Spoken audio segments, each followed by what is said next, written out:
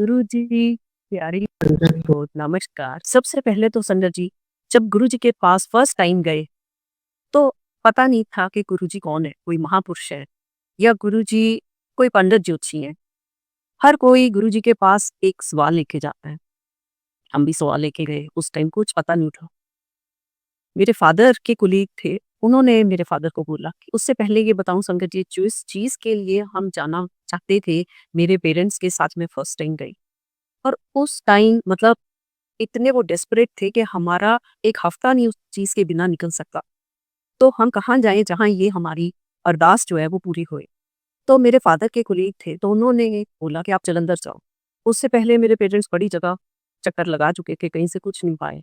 और जब first time गुरुजी के पास गए, तो गुरुजी ने दूर से देख के ही मेरे फ़ादर का नाम लेके, "आओ डॉक्टर साहब, चल साहब, मैं 5 साल पहला तुहाडे घर आया सी यूनिवर्सिटी।" उस टाइम गुरुजी ने पैंट शर्ट पहनी हुई थी। मेरे फादर कुलीग के साथ आए और उन्होंने इंट्रोड्यूस करवाया कि ये हमारे गुरुजी हैं। मेरे मदर ने नमस्कार की, क्योंकि मेरे पेरेंट्स दोनों ही उनकी बैकग्राउंड थी कि महापुरुषों को मानने वाली थी। तो इसलिए मेरे मामा को जब ये उन्होंने बताया कि हमारे गुरुजी हैं, तो वो ऑटोमैटिकली उन्होंने नमस्कार किया। और जब गुरुजी के पास गए, इन्होंने 2 दिन बाद फिर बुलाया। ऐसे जैसे-जैसे बुलाते गए और कहते, "प्रॉब्लम तुहाडी जल्दी सॉल्व हो जानी है।" और जैसे-जैसे बुलाते गए, संडे जी वैसे-वैसे गुरुजी के पास जाते रहे। और उससे पहले की बात है, मेरे मदर उनकी फ्रेंड्स का एक ग्रुप था, जो मिलके सत्संग करते थे, मेडिटेशन करते थे। और मेरे नाना के टाइम के एक बहुत बुजुर्ग संत थे। जब वो चोला छोड़ने लगे, वो अक्सर मेरे पेरेंट्स के घर आके रात ही रहते थे, तो वहाँ से वो बाकी संगत को मिलते। और मेरी मदर को उन्होंने कहा था कि तुम मेरी बेटी हो, बाकी सब मेरी संगत है। और जब वो चोला छोड़ने लगे, तो आए मेरे पेरेंट्स के पास और कहने लगे कि तू भटकी ना, तेनू घर बैठी नू रब मिलू। और सरदार फैमिली को बिलोंग करते हैं, गुरु ग्रंथ साहब घर में प्रकाश थे। जैसे-जैसे गुरुजी बुलाते वैसे-वैसे इन्होंने जाना शुरू कर दिया, बट मेरे मदर के माइंड में एक क्वेश्चन आता कि मैं तो सिख हूँ और ये तो हिंदू हैं और मैं कहीं अपने रास्ते से भटक तो नहीं रही, मैं गलत तो नहीं हूँ। और उस टाइम गुरुजी अर्ली मॉर्निंग मिलते थे, लाइक जैसे 7 ओ क्लॉक टू 11 ओ क्लॉक। वो संगत बहुत थोड़ी संगत होती थी संगत जी। तो जब-जब वहाँ जाते तो मेरे मदर वैसे ही उनको अरदास करते कि मेरे को दिखाओ। एक दफ़ा गुरुजी मेरे फादर को कहने लगे कि गाड़ी निकालो। गाड़ी में आगे गुरुजी बैठे हैं, मेरे फादर ड्राइव कर रहे हैं, पीछे मेरे मदर बैठे हैं और मेरी सिस्टर। एकदम से क्या होता है, जब मेरे मदर प्रेयर कर रहे होते हैं, तो वो सीट गुरुजी वाली गायब हो जाती है और उसमें एक मंदिर और मंदिर में ज्योत। तो मेरे मदर कहने लगे कि सारी दुनिया एक तरफ हो जाए, ये दर कभी मत छोड़ना, ये सच्चा दर है। एक दफ़ा किसी ने गुरुजी से पूछा, "गुरुजी ਤੁਹਾਡੀ उम्र कितनी है?" गुरुजी कहते, "गुरुओं की उम्र नहीं कुछ भी होंदी, साडी तो कोई उम्र नहीं है।" किसी ने पूछा, "आप कहाँ के रहने वाले हो?" तो गुरुजी कहने लगे, "बेगमपुरा शहर का नाम, मैं तो उस शहर का निवासी हूँ जहाँ कोई गम नहीं, बेगमपुरा शहर का नाम।" और मेरे मदर बहुत जल्दी गुरुजी के उस टाइम ही, जबकि गुरुजी बड़े कैजुअल हमें लगते थे, उस टाइम भी मेरे मदर बड़ी जल्दी कैच कर लेते थे, जो बेशक वो आम बात भी करते तो मेरी मदर उसमें से भी एक चीज़ पकड़ लेते थे। और एक दफ़ा मेरे मदर को गुरुजी ने बोला कि चाय बनाओ, थोड़ी संगत थी। जितनी संगत थी उसके लिए भी उनको लगा कि आज दूध बड़ा कम है, तो उन्होंने उसको पतीले को ढक के और गुरुजी का नाम लेते हुए चाय बनानी शुरू कर दी। और जितनी भी संगत आई, मामा ने ऊपर से उसको ढक्कन को खोला नहीं, वैसे-वैसे चाय बनाते गए। और उस दिन बाय चांस पहले थोड़ी संगत थी, संगत आती गई, चाय बनती गई। और जब संगत को गुरुजी ने सबको आज्ञा दे दी, तो मामा ने पतीला उठा के देखा तो वो दूध उतना ही था, जितना उन्होंने पहले देखा था। और गुरुजी ने मामा को बोला कि देखा फिर?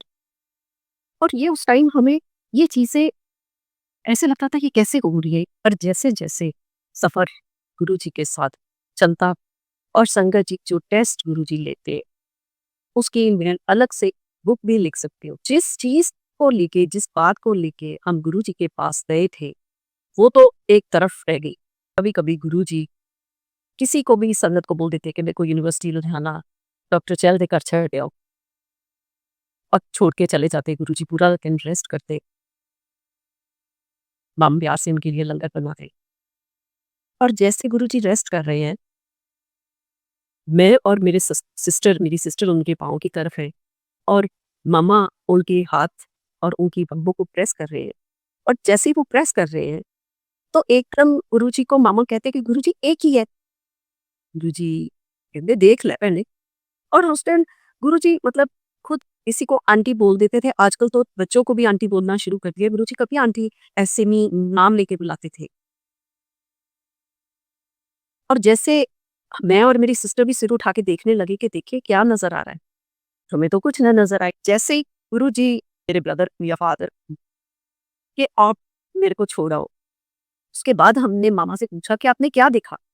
कहते गुरुजी की रिस्ट पे ऐसे एक चश्मा बना हुआ और वो चश्मे में मोटे-मोटे डायमंड्स, रूपीस और ऐसे-ऐसे नगीने हैं कि मैं खुद देख के हैरान हूँ। और जब मैं ऐसे प्रेस करती हूँ तो एक नगीना उस तरफ दिखता है, एक उस तरफ दिखता है। मतलब बहुत बाद में समझ आया, गुरुजी की जो बॉडी थी, एक अनमोल रत्न ह्यूमन फॉर्म में अनमोल रत्न थे।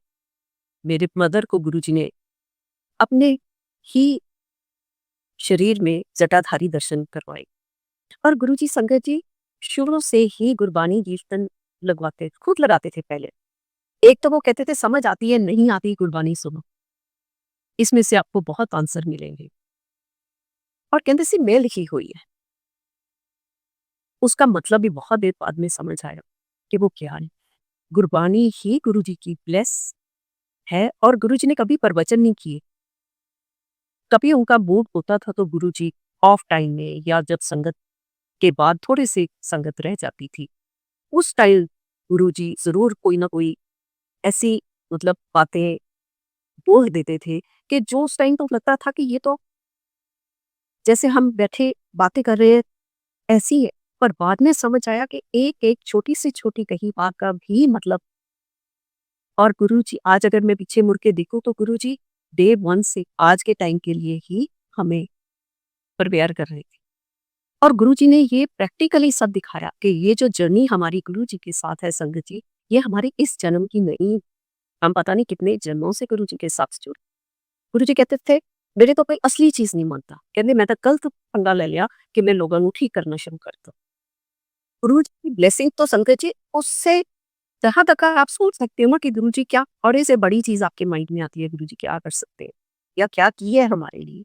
संगत जी गुरुजी हमेशा कहते थे मन्नो मंगोनी, गुरुजी का ड्रीम में आना उनका ड्रीम में आना नहीं होता। वो भी गुरुजी ने अपनी चरण शरण में दिखाया। जब शुरू में जाना शुरू किया एक दफा अर्ली मॉर्निंग और टाइम था 5:35 ऐसा कुछ, तो गुरुजी ड्रीम में आए। और उस दिन हमारे को गुरुजी के पास जाना था। गोविंदगढ़ से जलंधर का 2 आवर्स का की जर्नी है। अब डबल रोड हो गई तो थोड़ी कम हो गई। और हमें पता ही नहीं चलता था कि कैसा हमारा सब हम ऐसा लगता था कि जैसे हम लोकल है। गुरुजी ने कभी रात को 3-3 4-4 बजे भी आज्ञा देनी और अगले दिन बोलना कल हूँ फिर आ जाओ, आके 2-3 घंटे सोना और तैयार होके फिर निकल जाना। और लगना ही ना कि कभी कोई थकावट या कोई चीज है। और उसके अलावा दुनिया में हमें कुछ नजर भी नहीं आता था। और जैसे ही गुरुजी के पास पहुंची तो गुरुजी कहेंगे 5:35 थे तेनू ब्लेस करके आना। तो पता चला कि गुरुजी जब ड्रीम में आते हैं तो वो खुद आते हैं, आपको ब्लेस करते हैं। और फिर जब गुरुजी ने बोला गुरुआं नू दसन की जरूरत नहीं है, गुरुआं नू बोलन की जरूरत नहीं। वो चीज ऐसे गुरु ने सिखाई कि अपने ड्राइववे पे मैं वॉक करते करते हमेशा ये महसूस करना कि गुरुजी मेरे साथ चल रहे हैं। और मैंने गुरुजी के साथ जैसे हम मेरे साथ कोई चल रहा है और मैं उनके साथ बातें शेयर कर रही हूँ वैसे शेयर की करती थी। और 4 दिन बाद हफ्ते बाद गुरुजी के पास जाना।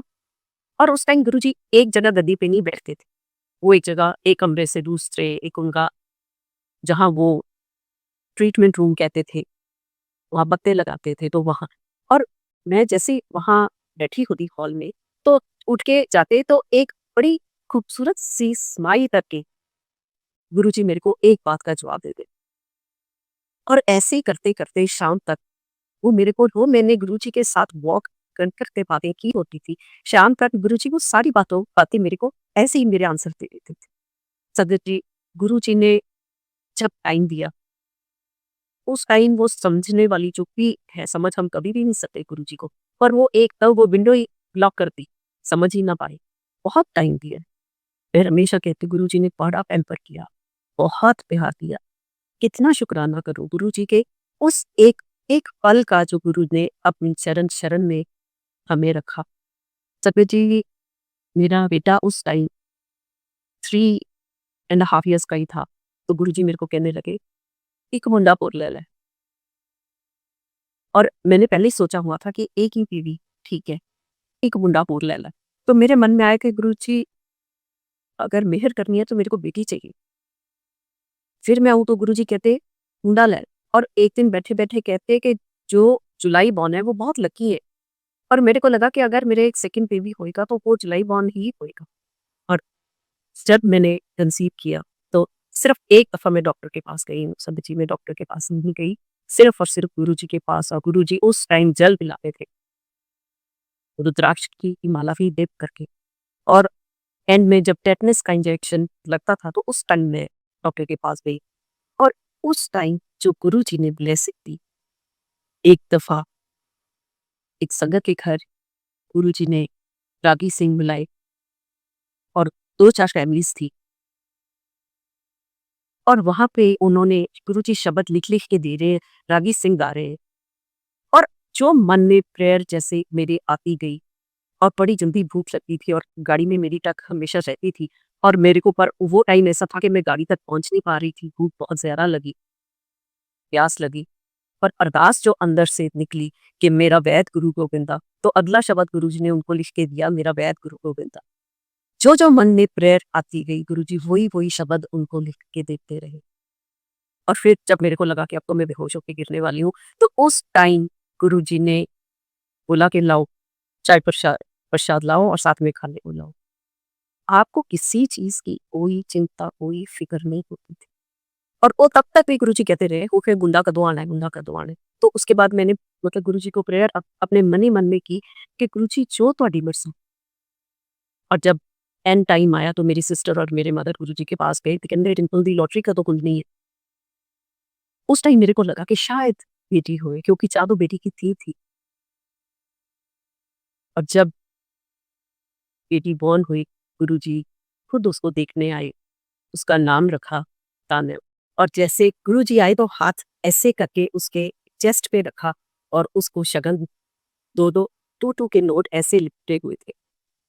वो आज तक भी मैंने खोल के नहीं देखे, वो उसी का प्रसाद है और उसी के लिए है। और फिर बच्चों का क्या है, उनको कहाँ पढ़ाना है। संगत जी, मैं तो बता नहीं सकती कि हम कितने ज़्यादा गुरुजी पे डिपेंडेंट थे और हमें कहने की ज़रूरत नहीं होती थी। उस टाइम किन-किन चीज़ों में से निकाला गुरुजी ने। कैसे गुरुजी में आप आपका कैसे वो स्पिरिचुअल लेवल आपका कैसे ऊपर-ऊपर बढ़ता जाता है, वो आपको भी नहीं पता चलता। अच्छा, गुरुजी संगत जी कभी नहीं कहते थे कि ये पाठ करो। अगर कभी किसी ने पूछना भी गुरुजी शब्द दे दो, कहंदे की लोड़ है? मन होवे चंगा सनेके दा पानी भी गंगा। गुरुजी कहते थे, हम नहीं चंगे, बुरा नहीं कोई। और उनका जो रास्ता था संगत जी बहुत ही सिंपल, सिंपल और सीधा।